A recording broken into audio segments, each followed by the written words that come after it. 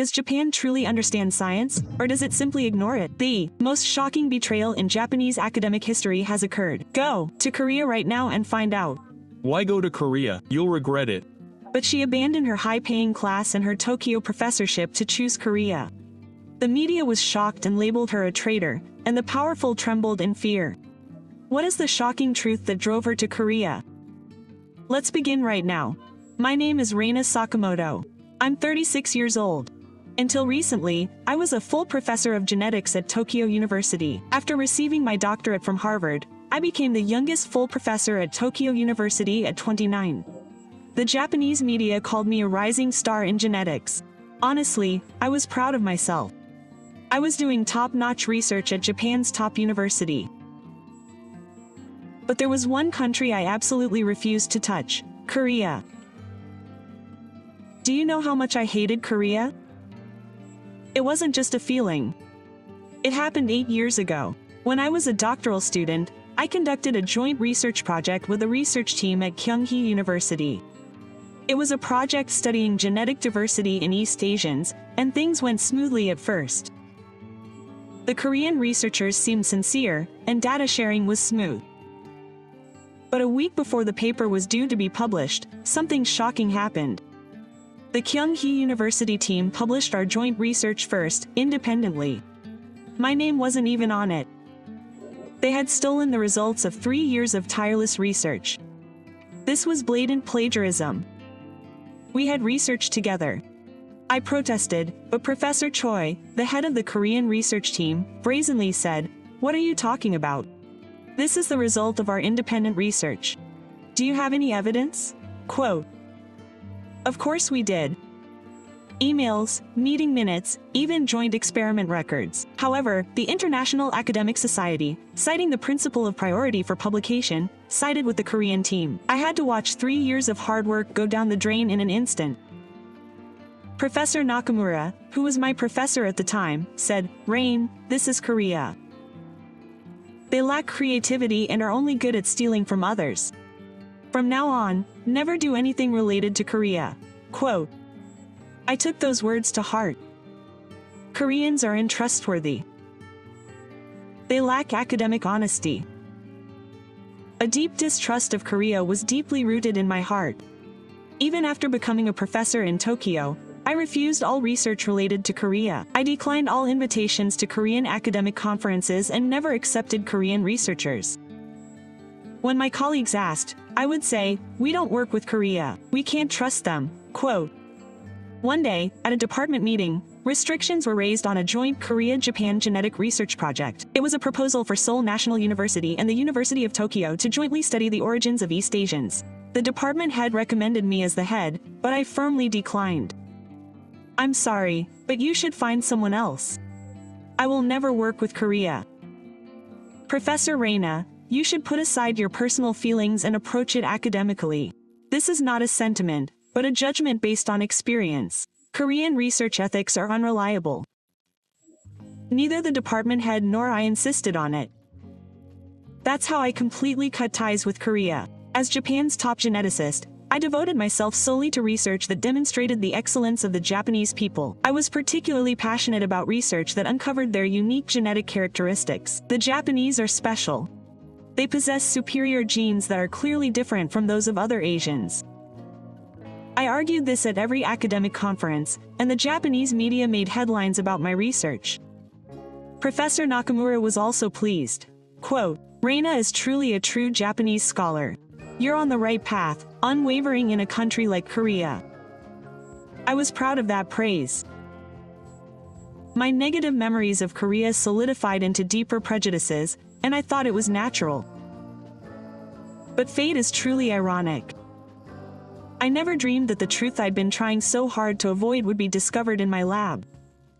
That fateful discovery happened on a normal Tuesday afternoon. The very research I was conducting to prove the superiority of the Japanese people turned up the exact opposite truth. I was working on a large-scale project analyzing genetic samples from 30,000 Japanese people. It was the Japanese Genetic Project, supported by the Japanese government. The goal was to uncover the unique genetic characteristics of the Japanese. Quote, "Professor, we've got some strange data. My research assistant, Tanaka, approached me with a puzzled expression. On the computer screen, a complex genetic analysis result was displayed. What's so strange? Markers from Korean companies were found in over 70% of the Japanese samples. In particular, the influx of genes after the Yayoi period was overwhelming. I instantly doubted my ears. I checked the data again, but the results were the same. What was even more shocking was what happened next. And, Professor, this is even more serious. Specific markers of the Baekgyu royal family were found in samples of descendants of the imperial family. The match rate was 99.8%, 100%. The coffee cup fell from my hand. The hot coffee spilled on the floor, but I didn't feel anything. This couldn't be happening. A Japanese person could be descended from the Korean Baekgyu royal family. This must be a data error. Let's reanalyze. But the reanalysis results were the same. No, they were even more accurate. The genetic makeup of the Japanese was 30% Jomon and 70% Korean Dor. The ruling class in particular had a higher proportion of Korean genes. I stayed up all night verifying the data. Was there something I missed? Was the analysis method wrong? I considered every possibility. But the results remained unchanged. This is a scientific fact. I couldn't deny it. After much deliberation, I decided to report these results to Professor Nakamura. I thought you might be able to advise me on what to do. Quote, Professor, I've come to see you because I have an important discovery. Professor Nakamura's lab always had a solemn atmosphere. The walls were adorned with maps from the Japanese Empire, and the bookshelves were filled with books on Japanese supremacy. Quote, so, what is this discovery? I cautiously showed him the data. I could see his expression hardening. After reading the report, he suddenly slammed his desk down. Quote, what is this? Such absurd results? But Professor, this is objective scientific data, the result of analyzing 30,000 samples. Rain, science isn't everything. What will happen to Japan if we publish these results? Our identity will crumble. I was taken aback by the professor's reaction. Are you suggesting that scientists turn a blind eye to the truth? Then what should we do? It's simple. Just edit the data. Adjust the Korean DNA ratio to less than 20% and delete all data related to the imperial family. Professor, that's research manipulation. It's not manipulation, it's a difference in interpretation. It's a choice for the sake of the nation. I was shocked. My respected teacher was like this. But the biggest shock came the next day. I was urgently summoned to the department head's office. When I entered, 2 Ministry of Education, Culture, Sports, Science and Technology officials were there. Quote, Professor Chakamoto, I heard about your research results, the official in a suit said coldly. This research must be stopped immediately. Seal all data and never publish anything related to it. This is a violation of academic freedom. Professor, think about Japan's future. If these results are made public, it's obvious what will happen to Korea. I'll bet another 10 on the history issue. The bureaucrat's words left me speechless. He was saying that political interests took precedence over scientific truth. What would happen if I refused? Naturally, research funding would be cut, and my professorship at the University of Tokyo would have to be revoked. And the professor's family would be uncomfortable too. It was an overt threat. That night, I sat alone in my lab, agonizing over the data. I struggled between my conscience as a scientist and the pressures of reality. Then, the very next day, a scoop broke on SBS in Korea.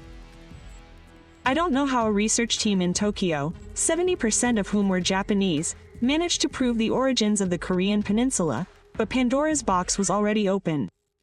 After the Korean media reported, Japan was thrown into turmoil. The backlash from those in power was particularly fierce. Every day, protesters gathered in front of my lab. Quote, Sakamoto, you traitor, did you sell Korea's soul? Don't insult Japan with false research. The protesters, holding placards, shouted. The police intervened to stop it, but the threatening emails and phone calls continued. My home address was even posted online. The pressure on the university intensified. The president personally summoned me. Professor Chakamoto must hold a press conference immediately to explain. Announce that there was an error in the data interpretation, President.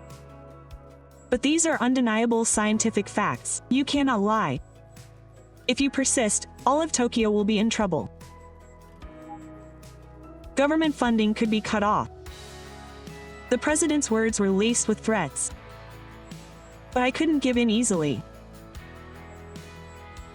To make matters worse, my research team began to falter.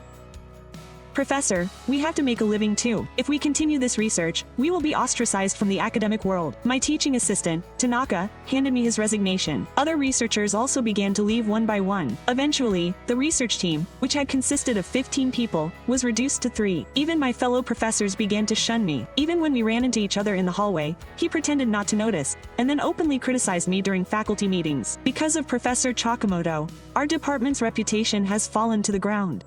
Aren't we being used by Korea? The most shocking thing was Professor Nakamura's public criticism. He published an op-ed in Japan's largest daily newspaper, Yomiuri. Reina Chakamoto was my student, but now she's ashamed. Using science for political purposes is the worst betrayal a scholar can commit. I felt abandoned even by my teacher. But an even greater ordeal awaited me. An official investigation team was dispatched from the Ministry of Education, Culture, Sports, Science and Technology. They searched my lab and confiscated all my data.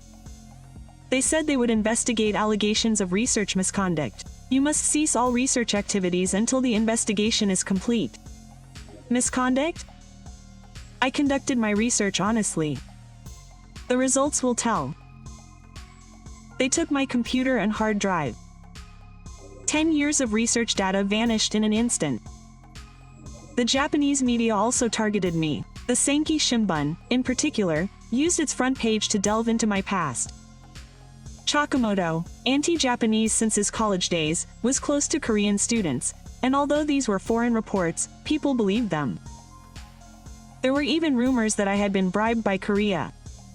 The group threats became even more blatant. One day, when I arrived at the lab, there was a sign with the words, "Die," written in red paint on the door. On the desk were razor blades and an envelope. Quote, "You will pay the price for betraying Japan. Your family will not be safe either." The moment I read the threat, my whole body trembled. I could have endured it alone, but they threatened my family. I went to see a lawyer, but they refused to help. I'm sorry, but I can't take on Professor Sakamoto's case. We didn't want to be targeted by that group either. I felt completely isolated. My school, my colleagues, and even the legal community ignored me.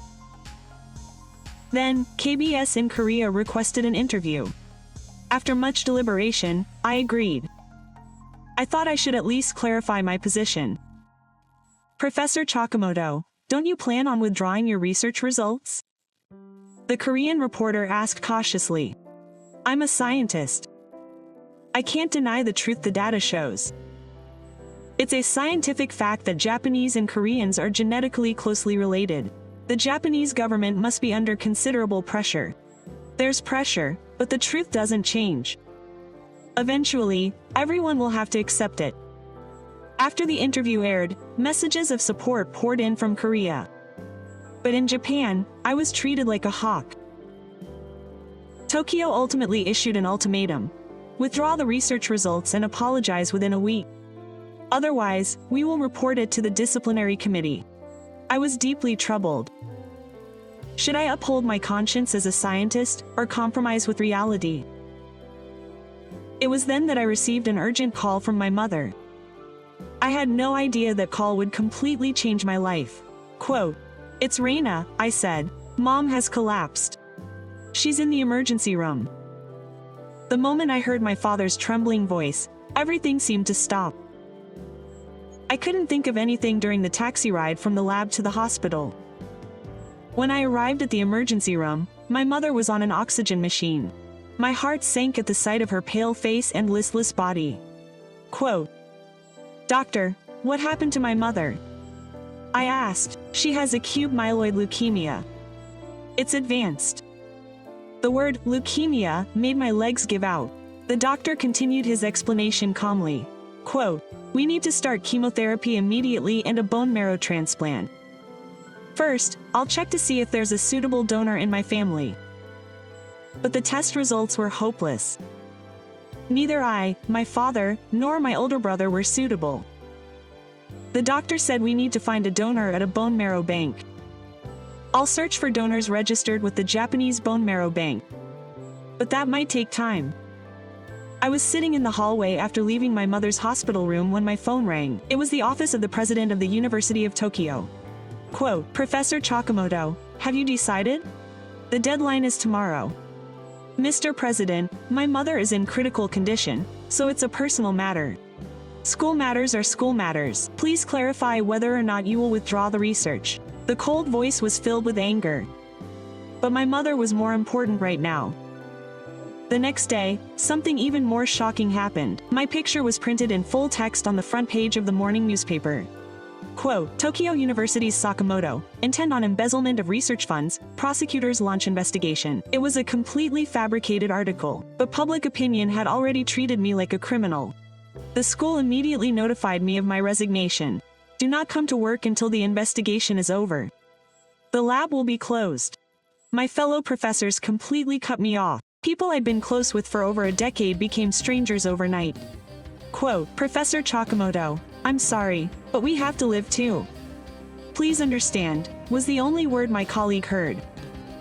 At least he had a conscience. The group threats got even worse. They even came to the hospital and caused a commotion.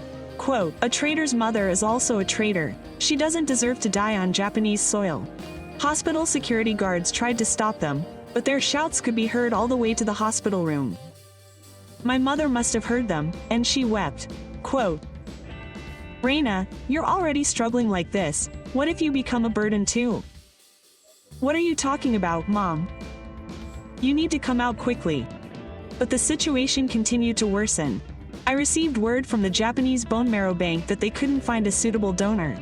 The doctor suggested expanding the search to overseas bone marrow banks, but cost was a problem. Including the overseas search and transplant surgery, it would cost about 200 million won. A single 200 million won donation was over 2 billion won. It was an impossible amount to afford on my professor's salary. Furthermore, my salary had already been cut off due to my dismissal.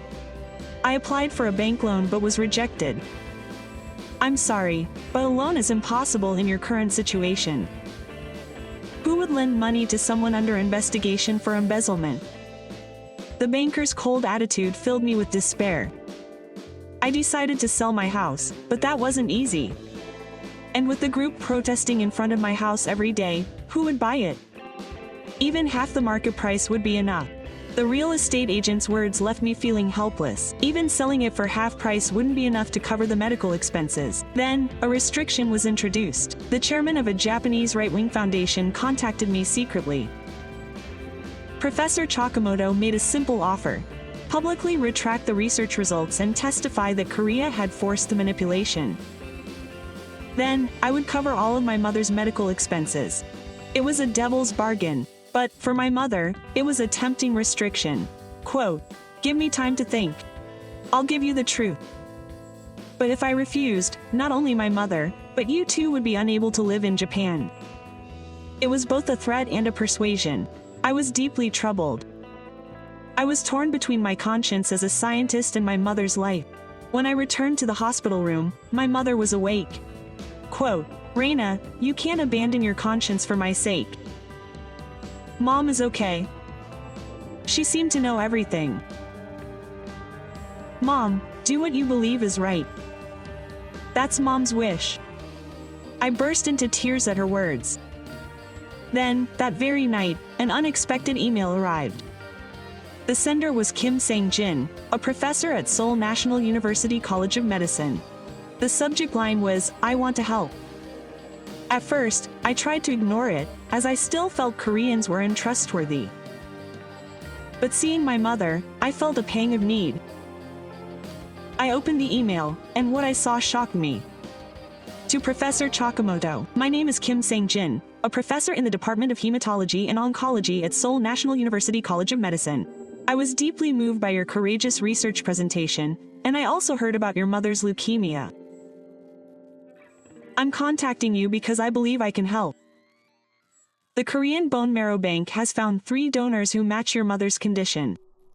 What's even more amazing is that all 3 have expressed their willingness to donate. Chamsung Seoul Hospital is ready to accept your mother. The treatment costs are fully covered by the Korean government's medical tourism support program. Just as you risked everything for the truth, we want to help you, Professor. We believe science has no borders, and saving lives has no borders. I read and reread the email. I couldn't believe it. Korea said they would help me, but it was unconditional. There must be a catch. They must demand something in return. It brought back memories of the wounds from 8 years ago, but Professor Kim's next email was even more specific. I know you're skeptical. I would be too. But this is pure medical support. There are no conditions. For your information, my father also passed away from leukemia 10 years ago because he couldn't find a suitable donor. As someone who knows the despair of that time, I want to help your family. Professor Kim attached his medical experience, his research papers, and even an invitation to Samsung Hospital. It was all real. I wrote a reply with trembling hands.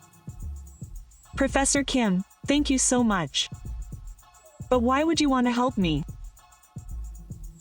I had negative feelings toward Korea, but I got a reply in just 30 minutes. It doesn't matter what your feelings about Korea were. You are now a courageous scientist fighting for the truth. And your mother is a patient who needs treatment. That's enough. That night, I held a family meeting. How about getting treatment in Korea? I told my father that they had found a bone marrow donor, but he was against it. Korea can't be trusted. There must be another reason. But my mother was different. Let's go. It's Reina. Mom wants to live. For your sake, I decided to go to Korea. But when the news spread, that Japanese organization went into chaos. They said, the traitor is finally fleeing to Korea. Don't set foot on Japanese soil again. Even on the way to the airport, protesters blocked me. They threw eggs and plastic bottles. The police evacuated me, and I barely made it to the airport. I look back as I boarded the plane. I never imagined I'd be kicked out of Japan, my home for 10 years. When I arrived at Incheon Airport, a surprising sight unfolded. Medical staff holding placards reading, "Welcome, Professor Chakamoto," were waiting. Professor Kim Sang-jin himself was there. Quote, "It's a pleasure to meet you, Professor. Your mother's condition is urgent, so we'll take you to the hospital immediately." The ambulance was equipped with the latest medical equipment. The medical staff's expressions were serious and warm. When I arrived at Chamsung Hospital, everything was already prepared.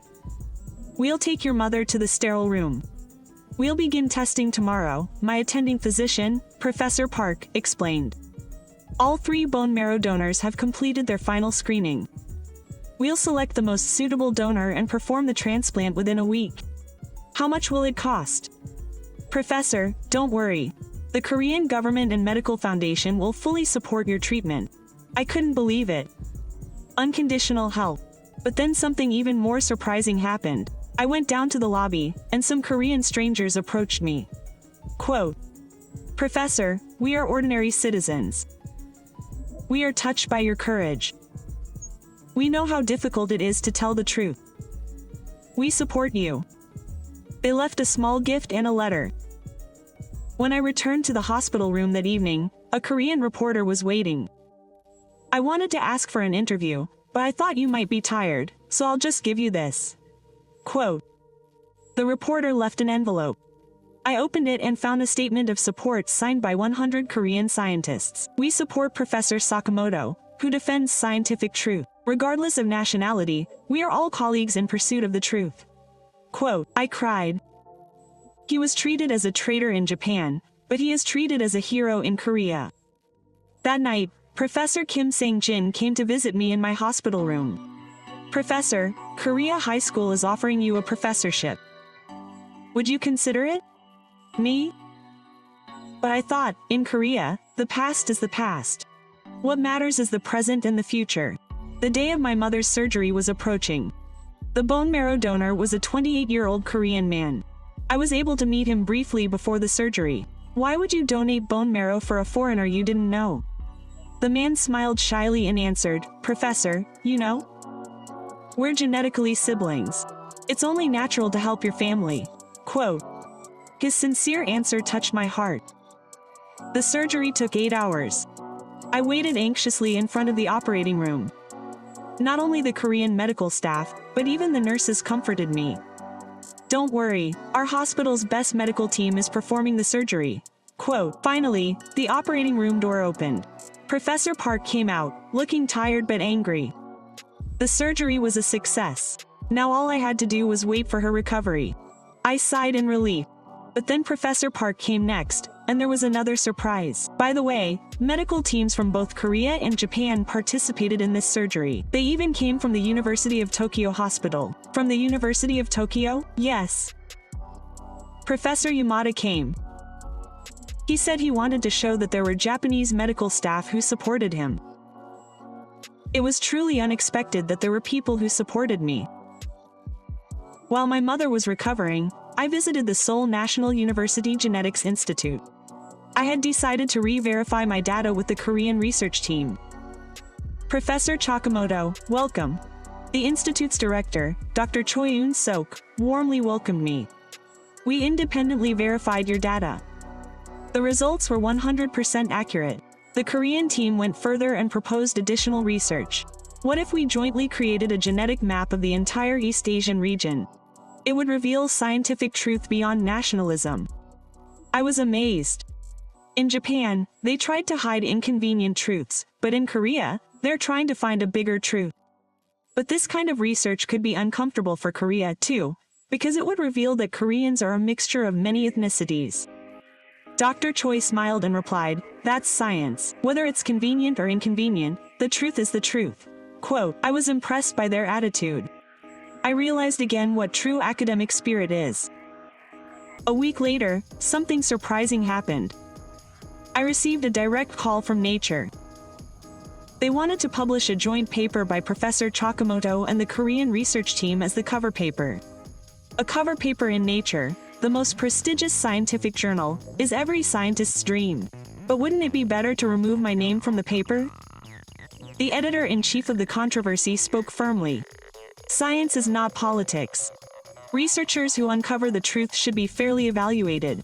The Korean research team also recommended me as the primary author. You started this research, didn't you? Quote, of course, you're the first author. It's completely different from the Kyunghee University incident 8 years ago. Back then, they took credit for my work, but this time, they're acknowledging and elevating my contribution. Why are you being so kind to me? I asked Dr. Choi frankly. Professor, I know about the Kyunghee University incident 8 years ago. We investigated it. Yes, Professor Choi was expelled from academia immediately after the incident for plagiarism and research misconduct. Korean universities don't tolerate such people either. However, it seems you weren't informed. I didn't know. And I apologize to you, Professor. The mistake of one Korean scholar has caused distrust in the entire Korean community. No, I was too hasty. No, it was completely understandable.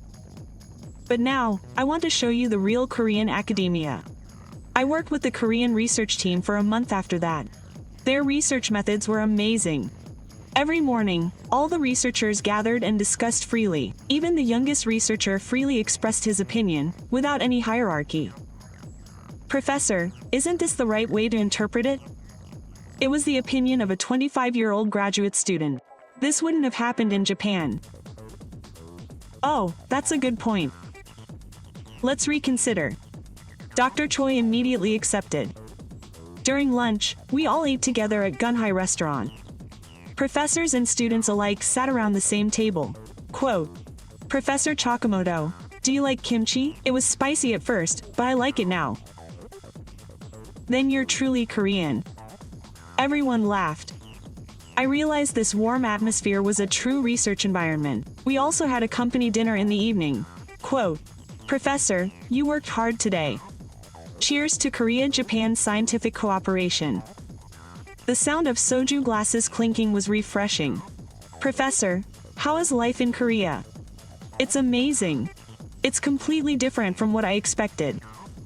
What's the biggest difference? Yes. The people are warm and passionate. Above all, they value truth. Dr. Choi spoke earnestly. Quote, Professor, Korea isn't perfect either. It has many problems. But at least we're trying to pursue the truth. That's the most important thing. A month later, the joint paper was finally completed. The title was Scientific Proof of the Genetic Connectivity of East Asians, Korea-Japan Relations. The day before the presentation, Dr. Choi asked, Professor, if this paper is published, you'll face even greater attacks from Japan. It's okay. I'm not afraid anymore. I have a strong ally in Korea. It's been 2 weeks since my mother's bone marrow transplant. The key was how well the transplanted bone marrow was adapting. We had daily blood tests to check the numbers. Quote, Professor, that's good news. My mother's white blood cell count is returning to normal. I was relieved to see Professor Park's bright expression, but she still had a long way to go before she fully recovered. One morning, my mother suddenly developed a high fever. It persisted, exceeding 39 degrees Celsius. It's an infection. It could be dangerous because my immune system is weak. The medical staff responded immediately. They cared for my mother in 24-hour shifts. I was especially touched by the dedication of the nurses. Nurse Kim Soo-yeon didn't leave my mother's side even after work hours. I thought she must be lonely. It made me think of my own mother. She held my mother's hand and sang a traditional Korean song. Miraculously, my mother recovered. 3 days later, her fever went away. She overcame the crisis. I'm truly grateful. I don't know how to repay this devotion. The best way to repay you is to see you healthy and continuing your research. Nurse Kim Soo's words brought me to tears again. But something even more surprising happened. The young man who donated my bone marrow came to visit me in the hospital. His name was Park Jun-young. He said he was majoring in history in graduate school. Is your mother okay? I'm glad my bone marrow is adapting well. Thank you so much. Quote, my mother survived thanks to you. No, I'm grateful to you too, Professor. To me. Why? Jun-young spoke carefully. Actually, my grandfather was a victim of forced conscription during the Japanese colonial period. He didn't like Japan. But seeing that there were Japanese people like you, who spoke the truth, changed his mind. My grandfather said, the past is the past, and we have to create the future together. That's why I decided to donate bone marrow. Jun-young's words brought tears to my eyes. It was a way to move beyond the pain of the past and reach out to the anger. My mother must have been touched too, because she held Jun-young's hand tightly. Thank you. Thank you so much. Quote, even though we couldn't communicate verbally, our hearts connected. Many Koreans visited me during my recovery. One grandmother even brought kimchi she made herself.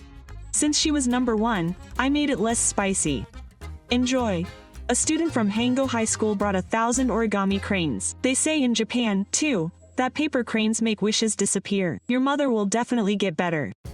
Warm hearts came together to create a miracle. Your mother recovered faster than expected. A month later, she was finally able to move to a general ward. Congratulations! This was a complete success. She's almost fully recovered now. Professor Park's father and I hugged and cried.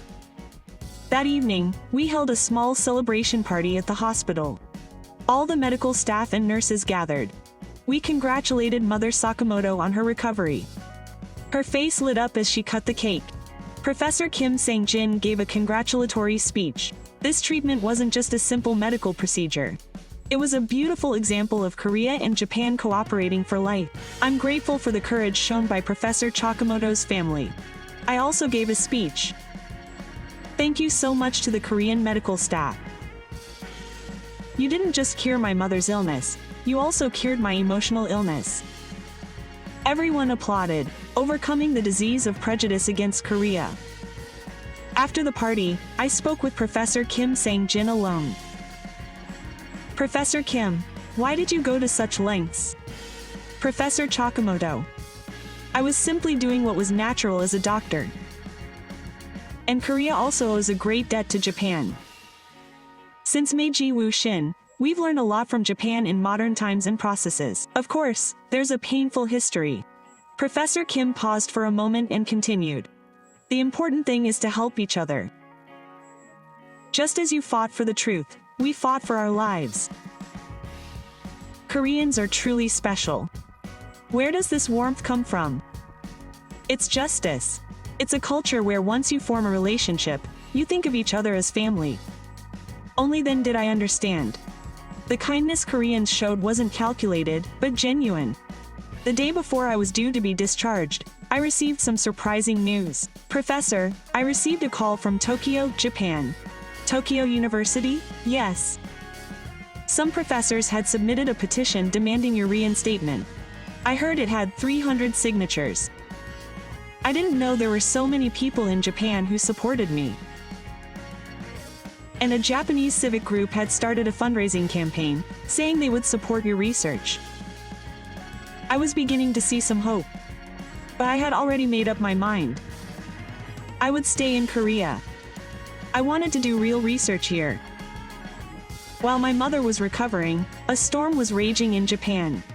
The Japanese government was thrown into turmoil when a joint Korean-Japanese paper was published in Nature. I received an urgent email from the president of Tokyo, Professor Chakamoto. Return to Japan immediately and explain yourself.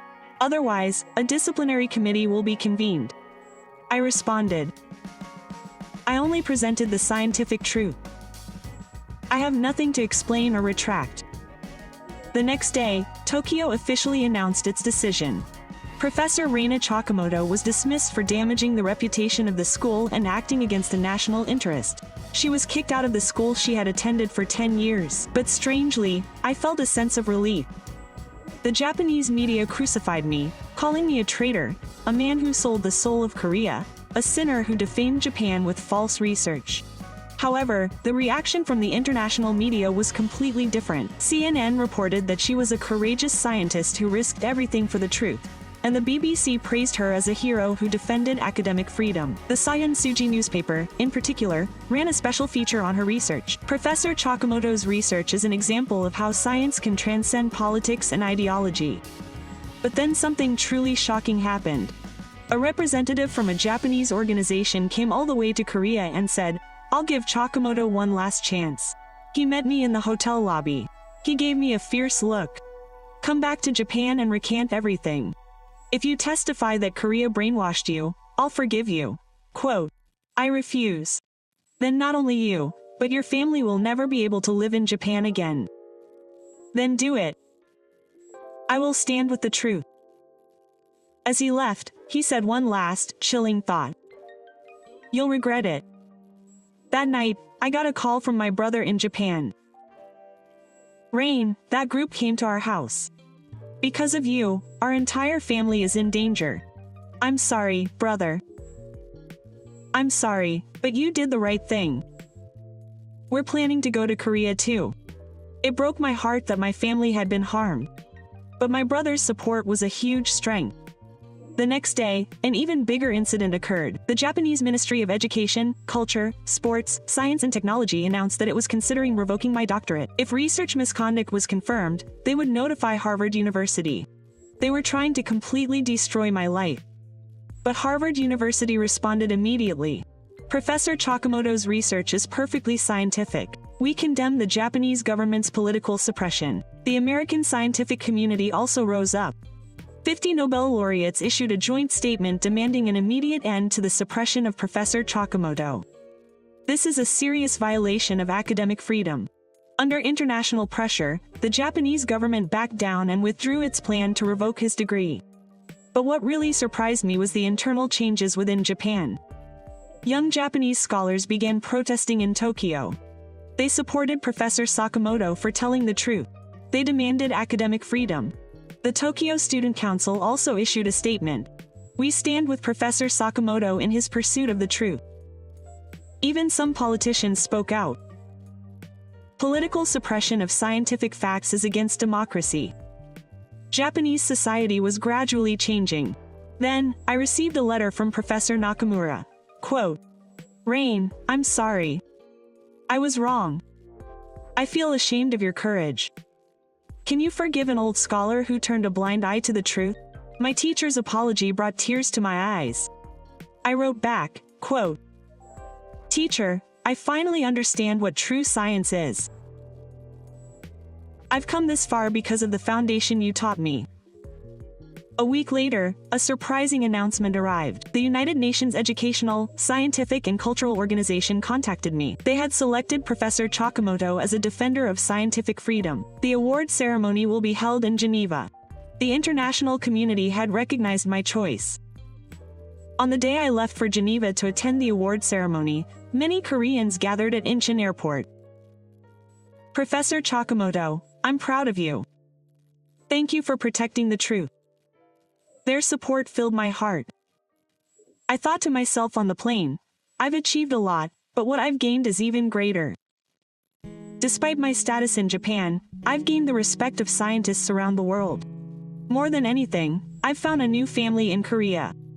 Immediately after returning from Geneva, I made a momentous decision. I decided to hold a press conference at the Seoul Press Center. With the attention of the international media, I wanted to reveal the truth. The press conference hall was packed with over 500 reporters. Media from Japan, Korea, the United States, Europe, China, and other countries were present. I stood on the podium with a trembling heart. Hello. I'm Reina Chakamoto.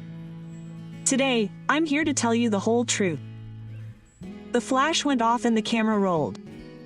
First, let me confirm my research results. 70% of Japanese people are descendants of the Dore people who came from the Korean peninsula. This is a scientific fact. The Japanese reporter raised his hand. So, what is Japanese identity? Identity isn't determined solely by genes. Culture, language, and history create it. Japan is a country where various ethnicities have fused to create a unique culture. That's Japan's identity. A Korean reporter asked me why I continued my research despite being oppressed by the Japanese government. Quote, For a scientist, nothing is more important than truth. If you succumb to political pressure, it's not science. An American reporter asked me why I decided to move to Korea. I paused for a moment to catch my breath and answered, quote, It's because I discovered true academic freedom in Korea. And I was touched by the warmth of the Korean people. Then, a Japanese reporter asked me aggressively, Aren't you the one who betrayed Japan? The funeral was a commotion. But I calmly answered, quote, I didn't betray Japan, I chose the truth. It's those who try to hide the truth who are betraying Japan. Aren't you being bought by Korea? Korea didn't ask me anything. Rather, they helped me unconditionally. They saved my mother's life and guaranteed my freedom of research. I kept saying, Everyone, I'm Japanese. That won't change. But now I realize that there are truths that transcend national borders. Korea and Japan are brothers, both genetically and culturally. A Chinese reporter raised his hand. I heard there's a plan for a comprehensive East Asian genetic research project. Yes, that's right. We plan to study the genetic connections of all of East Asia, Korea, Japan, China, Mongolia, and more. I want to uncover scientific truths that transcend nationalism. A French reporter asked, Will this research help improve Korea-Japan relations? Science can't change politics. But it can be an opportunity to understand each other. If we knew how close we are, wouldn't our understanding go even further? Then, something amazing happened. A young Japanese man stood up. Quote, I'm a student in Tokyo. I support you, Professor. Our generation wants the truth. Applause erupted. Then another Japanese person stood up. I'm a teacher from Osaka. I want to teach our children the truth. Koreans also stood up. I'm a student at Seoul National University. We must move beyond the past and toward the future. Professor Chakamoto is the bridge. The press conference became a conduit of emotion. I concluded by saying, I was born in Japan and started a new life in Korea. Both countries are my homelands. All I wish for is reconciliation and cooperation based on the truth. Just as Korea accepted me, I believe that Japan will someday accept the truth. Until that day comes, I will continue my research. Finally, I thank the Korean people. I will never forget the tolerance and love you have shown me. As I was coming down from the press conference, an elderly man approached me. I was a victim of forced conscription during the Japanese colonial period. I hated Japan. But seeing people like you gave me hope, and my grandfather held my hand tightly. He said, "We can't forget the past, but let's create the future together." Those words brought tears to my eyes. The press conference video went viral. It garnered over 10 million views on YouTube and was translated into many languages. The comments were impressive. He demonstrated true courage. He was a new hope for Korea-Japan relations. He was a hero who upheld the conscience of a scientist. Of course, there were malicious comments, especially from those Japanese. The attacks continued, but the voices of support were louder. The next day, the president of Korea called me personally. Quote, "Professor Chakamoto, the Republic of Korea welcomes you. We will support you with whatever you need." I also received an unofficial message from the Japanese imperial family, expressing their respect for your courage in pursuing academic truth. The imperial family had even acknowledged my research results. A week after the press conference, I made a momentous decision. I decided to apply for permanent residency in Korea. Furthermore, I accepted the KAIST full-time professorship. I went to Japan with my family to pack up my final belongings. Due to threats from the group, we had to move under police escort. As I packed away the Tokyo apartment where I'd lived for 10 years, many thoughts came to mind. Quote, "Rain, don't you really regret it?" My father asked worriedly. "Yes, Dad. I actually regretted not making the decision sooner." As I packed, I found old photos. Photos of my appointment at the University of Tokyo, my first lecture, and photos with my colleagues. These were once cherished memories, but now they were nothing more than the past. On the way to the airport, unexpectedly, a large group of people showed up. They were my students. Quote, "Professor, we won't forget you. Someday, when Japan changes, we'll come and see you again." My students' tears brought me to tears. You guys changed Japan. As the plane took off for a country that doesn't fear the truth, I looked down on downtown Tokyo. It was sad to say goodbye, but I had no regrets. An hour and a half later, I arrived at Incheon Airport. Exiting the arrival hall, I was met with a startling sight. "Welcome, Professor Chakamoto." Hundreds of people were waiting, holding placards. President Heist himself appeared, and a large crowd of Korean scientists came out to welcome me. Quote, "Professor, we sincerely welcome you to Korea." The moment I received the bouquet of flowers, my heart swelled. Unlike Japan, where I had been exiled, Korea welcomed me like a hero. As I was leaving the airport and in the car on the way to KAIST, the president said, "We have prepared the best laboratory for you, Professor. We will provide ample research funding." Thank you. But will I truly be of help to Korea? The academic conscience you have demonstrated is an example to all of us. That alone is enough. Arriving in Daejeon, I saw the KAIST campus. The modern buildings and green lawns were impressive. Entering the lab, I was astonished. It was fully equipped with the latest equipment, and researchers were waiting for me. "Professor, we are your team. It's an honor to work with you." Dr. Jung Ha-nul, the team leader, greeted me. "We are ready to expand your research." I saw hope in their passionate eyes. We held our first meeting. Our goal is to complete the entire genetic map of East Asia, revealing pure scientific truths that transcend politics and ideology.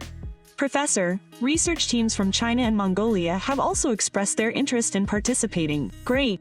This will be a collaborative research project that transcends borders. In the evening, a welcome dinner was held. We sat around a table filled with traditional Korean food. "Professor, are you enjoying Korean food?" "Yes. Now, I can't eat rice without kimchi." Everyone laughed. "Professor, how about giving yourself a Korean name?" "A Korean name? Yes. How about Irena if you Koreanize Reina? Rena with the Lee surname? Irena sounds good.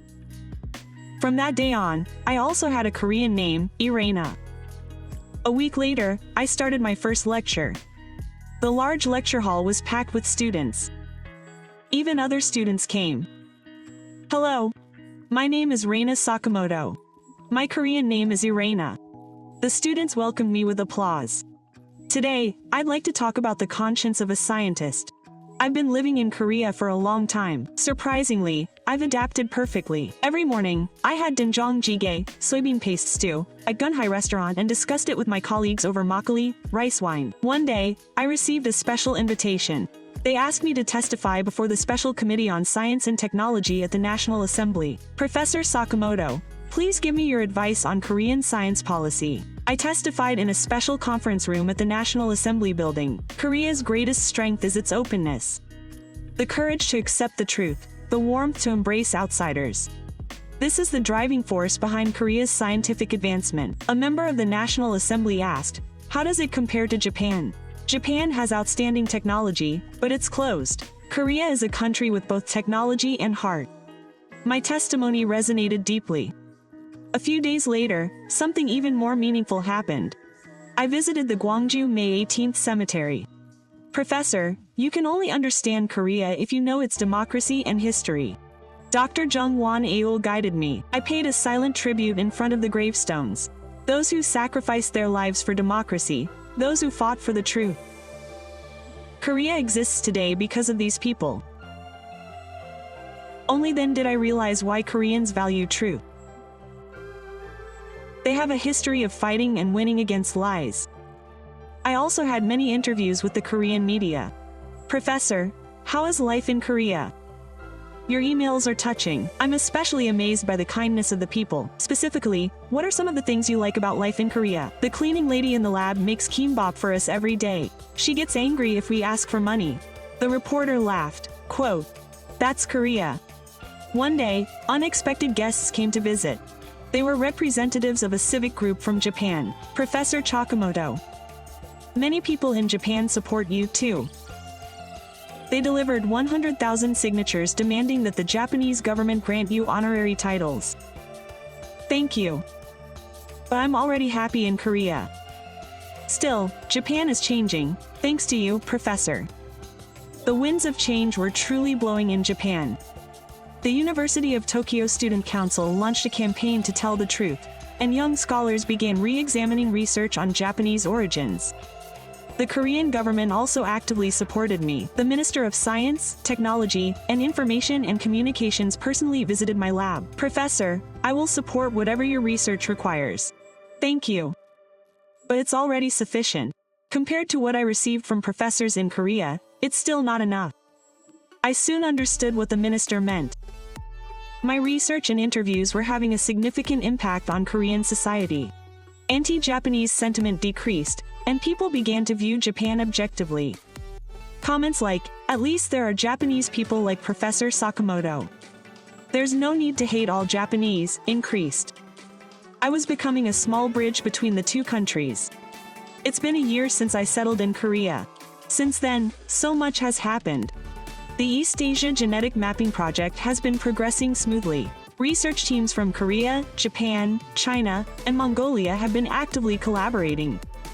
Professor, the interim results are out. Dr. Jung and Aul reported excitedly. The analysis of 50,000 genes revealed that the genetic connections among East Asians were much stronger than expected. We truly are one family. This research attracted international attention. Nature and Science both published special features on the research. But even more surprising news arrived. Professor, Tokyo, Japan issued an official apology. It's been a year since I last did. I deeply apologize for the unfair treatment of Professor Reina Chakamoto. Your research was scientifically sound, and our response was wrong. Furthermore, Tokyo offered you the title of honorary professor. I would like to make you an honorary professor in Tokyo. I expressed my gratitude but decided to remain in Korea. Korea is already a thorn in my side. However, I will actively participate in academic exchanges between our two countries. Japanese society was also changing. A history textbook based on my research was created, and a documentary titled The Courage to Face the Truth aired on NHK. The influence of the old guard was significantly weakened, and voices advocating for a Korea-Japan alliance became mainstream. Meanwhile, I've been going through the process of acquiring Korean citizenship. Are you really becoming Korean? Yes. Korea is now my home. The citizenship ceremony is scheduled. I'm waiting for the day of the oath of office while receiving the Taegukji. My mother has fully recovered and is enjoying life in Korea. Quote, Rainaya, the Korean grandmothers are so kind.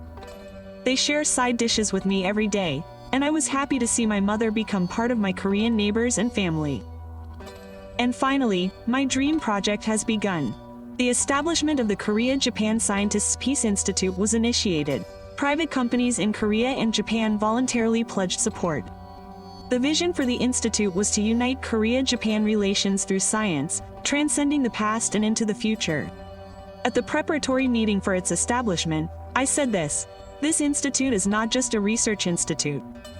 It will be a symbol of reconciliation through truth and cooperation through science. It will be a space where young scientists from Korea and Japan can work together, a place where they can pursue the truth without prejudice. I wanted to create such an institute. A former student of mine from Japan came to visit me.